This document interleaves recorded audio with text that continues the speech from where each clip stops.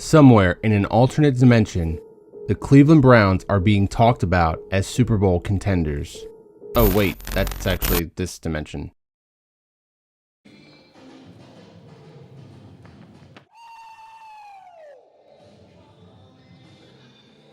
Yeah.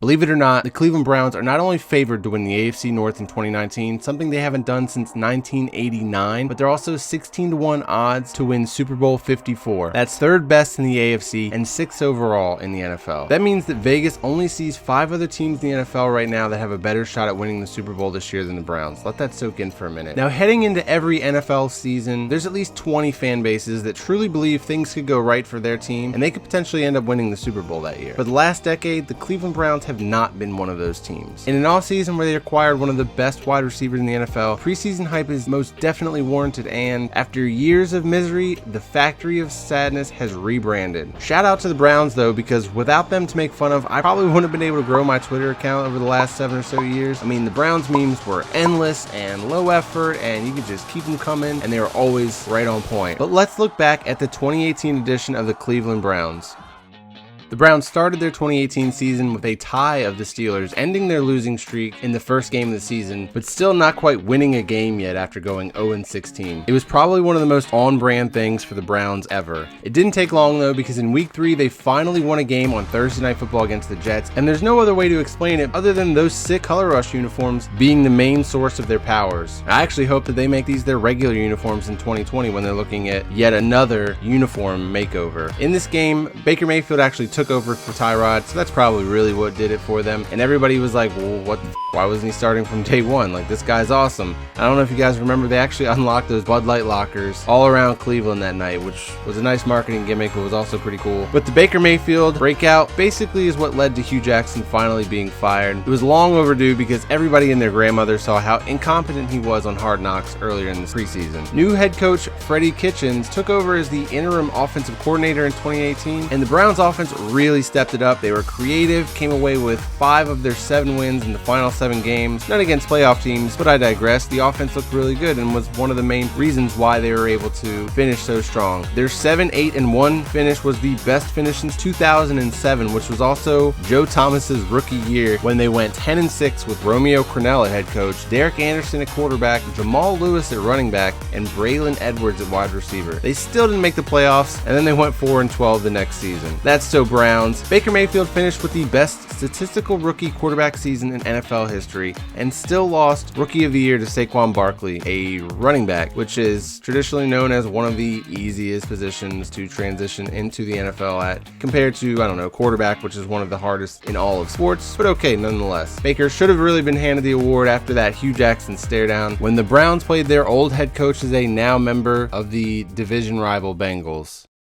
Alright, so the past is the past. Let's move on to the 2019 Cleveland Browns roster. They have some of the sweetest new additions in the NFL this year. Sheldon Richardson, Olivier Vernon, Morgan Burnett, Kareem Hunt, and of course, Odell Beckham Jr. Now let's run through this roster position by position. At quarterback, we know who they've got there, Baker Mayfield. Like I said, he should have been NFL Rookie of the Year over Saquon Barkley. Everybody's blowing these Duke Johnson comments out of proportion a little bit. Let the man be. He's trying to find his own footing as a leader of men, and he'll learn that business is business, so don't get involved if it's not about football, whatever. And then we can't mention Baker Mayfield without this Colin Cowherd beef. I think it's awesome, it's funny, it works out well for both parties because Colin Cowherd gets his clicks and his views and whatnot, and then Baker Mayfield looks like, you know, the next Brett Favre or the next Joe Namath as just a big personality in the NFL, and he is everybody's favorite quarterback going into this upcoming season other than their own favorite quarterback, obviously. But let's move on. There's been enough Baker Mayfield love this offseason. Let's move on to running back. Like I said, they've got Duke Johnson for now. They've got Nick Chubb, and then they signed Kareem Hunt after he was let go from the Chiefs. He's facing, I think, an 8-game suspension, and that's okay because as long as they've got Duke Johnson still on the roster, they've got Nick Chubb, who is an every down running back that the Browns can run into the ground because a guy with top 10 running back abilities and then fresh legs will be joining the team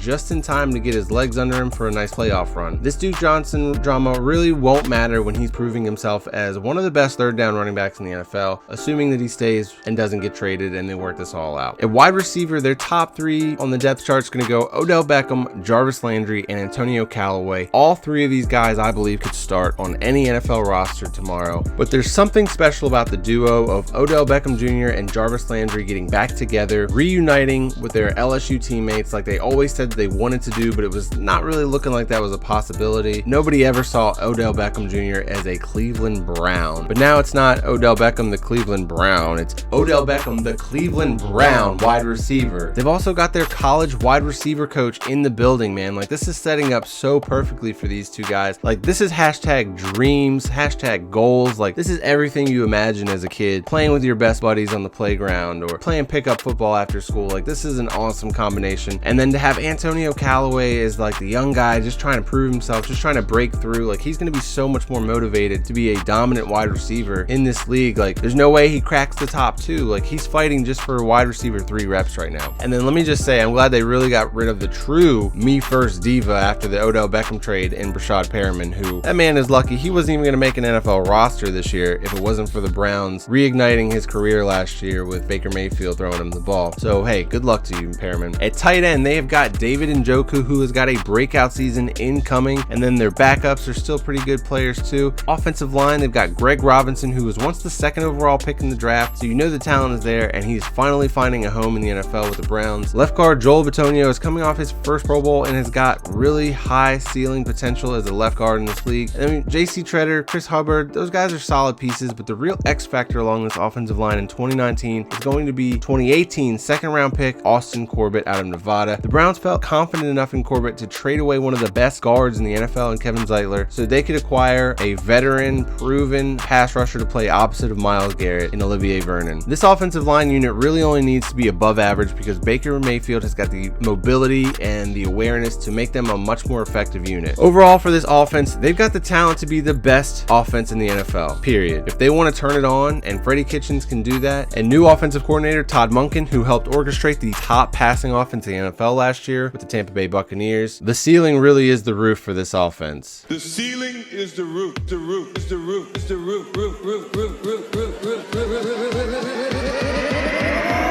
And then moving on to the defense, this defensive line is nothing to play with. Myles Garrett, I believe, still has not yet peaked as an NFL player. He has got a Defensive Player of the Year season ahead of him. If it's not this year, it's within the next 2 to 3 years. I promise you, he is going to hit 15 to 20 sacks. But I think that this is the year that he could do it because new addition Sheldon Richardson, he's been searching for this kind of a defensive line to add his talent to, playing alongside of Myles Garrett and Olivier Vernon on the other side, who I think is really going to bounce back in a 4-3 defense again. And then you got Larry Ogunjobi also as a nice defensive tackle too, and he's just going to add to the rotation here. They've got a lot of great defensive talent to build upon, and I think it's clearly the strength of this defense. Moving on to linebacker, I want us to all put a little bit of respect on Joe Schobert's name. He's actually a really underrated middle linebacker, and then Christian Kirksey is overdue for a breakout season, but find me a better rookie linebacker duo than Mack Wilson and Sion Takitaki. I'll wait. At defensive back, Denzel Ward is already a top 10 cornerback in this league after being kind of a surprise pick with the 4th overall pick last year. Greedy Williams was the steal of the draft this year and the perfect complement to Denzel Ward. He's got the length while Ward is going to be taking away the wide receiver 1 on a weekly basis. Demarius Randall, I believe, is a really underrated free safety in this league with cornerback versatility. And then Morgan Burnett, he's old and washed up, yes, but he's got that veteran presence to play a smart, safe defense. And then they got Sheldrick Redwine in the draft, which I thought was also a steal, giving them a nice young guy to rotate in with, and he could potentially show a spark and steal a few snaps from Morgan Burnett. This defense was the 28th run defense in 2018, and that's really what held them back from being a good unit. I think that number completely flip-flops. I expect them to be closer to the top of the league in run defense as they are putting up points in bunches, and teams are having to abandon the running game just to keep pace with this passing offense, at least early in the season. And I feel like you can't talk about this roster as a whole without at least mentioning the guy pulling all of the strings, and that's head coach Freddie Kitchens, who's a pretty unknown commodity in the NFL. Obviously, the Browns know what they've got with him in-house because he's been there. They felt comfortable enough after interviewing some of these more well-known and established coaching prospects. They went ahead and they just kept Freddie Kitchens. I think that he was looked at as their eventual or future head coach, but they wanted to bring in maybe Mike McCarthy to give Freddie a little bit more time to sort of develop as an NFL head coach. Now, most new head coaches walk into kind of a tough situation with usually a shitty roster, but Freddie Kitchens has joined one of the best young rosters in the NFL with studs at all the right positions. I mean, they're stacked at quarterback, edge rusher, cornerback, running back, wide receiver, even tight end. And not to mention, this guy is just look at him and listen to him. He's the perfect guy to lead a Cleveland football team. You're gonna go 4 wide, all right? Come here. Hell yeah, put him up there. Hell yeah. Guy's an idiot. And Cleveland fans are going to love him because he looks like them. No offense, guys. I used to live in Cleveland and I went to Strongsville High School for a year. So shout out to guys that know about Strongsville Mustangs. All right, now let's take a look at the Browns division, the AFC North, and examine kind of the teams that they're going to have to face. First off, we've got the Bengals. And if there is a candidate to take over as the quote-unquote new Browns for maybe the next decade or so, it's got to be the other team in Ohio. They've actually had some regular season success and have had decent rosters on paper for quite a while, but Marvin Lewis must have really enjoyed his January vacations because he always made sure to end the Bengals season as soon as possible whenever they had to play that dreaded extra game in the playoffs.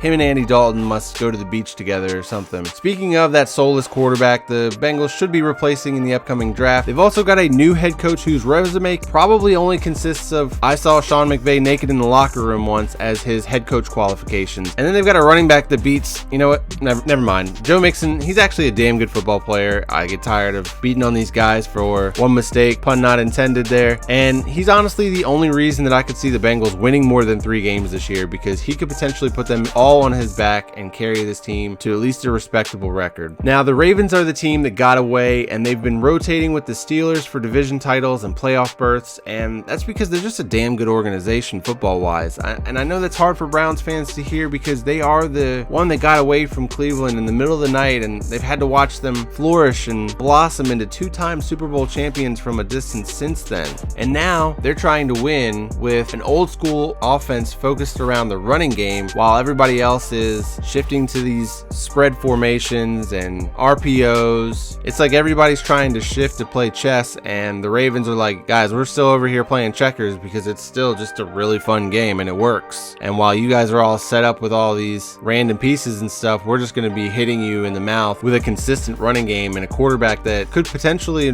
develop into a guy that can test you vertically. This is the team to watch out for in the AFC North because they could either be one of the best teams in the league this year, or they could be one of the worst teams. It all depends on how this offense all comes together. And then we have the dreaded Steelers, the main villain of the AFC North for the longest time, but they had 2 of their 3 Bs move on to the Raiders and the Jets, and then Big Ben is left to carry this offense now on his back. That's traditionally worked out well, but Ben is now 37 years old, and all those years of throwing teammates under the bus, it's going to catch up with him, and he's just not going to be able to shoulder the load like he used to. He's really going to need one of these wide receivers to step up. Juju Smith-Schuster is a great wide receiver. He has got all the talent that you could ask for in a guy, and he's an awesome dude in general, but he's not Antonio Brown. Not yet, at least. And he's not going to be unless one of these other wide receivers really steps up and takes some of the pressure off of Juju's back. The defense of the Steelers should be really improved this year too, I think, and maybe they shift towards more of a ball control, classic Steelers game plan here. But with the Ravens and Steelers focusing on more of a power running game moving forward, that Sheldon Richardson pickup just looks even more crucial. All right, and now for the conference preview, and we're going to look at just the AFC big dogs here because there are only a few teams that are real contenders here. First up, we've got the Kansas City Chiefs. Chiefs offense has a contender for being the top unit in the league this year, and I'm looking forward to a potential shootout taking place in the AFC Championship game this year. And then we've got the Los Angeles Chargers, who once again have a great roster and good coaching, which is shaping up for a prime recipe for yet another disappointing playoff finish by them. The Colts, led by Andrew Luck, are just a little bit too nice to top these gritty guys from Cleveland. That was a great hit he had on me, and I was just trying to get a call out of you.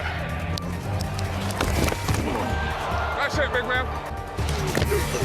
Oh, nice hit, man. So we're not worried about them. Then we have the reigning Super Bowl champs, the New England Patriots. They're also going to have their hands full keeping up with this Browns offense. The Week 8 matchup is going to be a nice measuring stick for the Browns to see where they're truly at. They'll probably lose this game. And I know that everybody says, oh wait, Bill Belichick, second time he sees a quarterback, yada yada yada. Baker Mayfield is not your average quarterback. This man will be ready once he sees this team a first time. He'll be ready for the second go around. Yeah.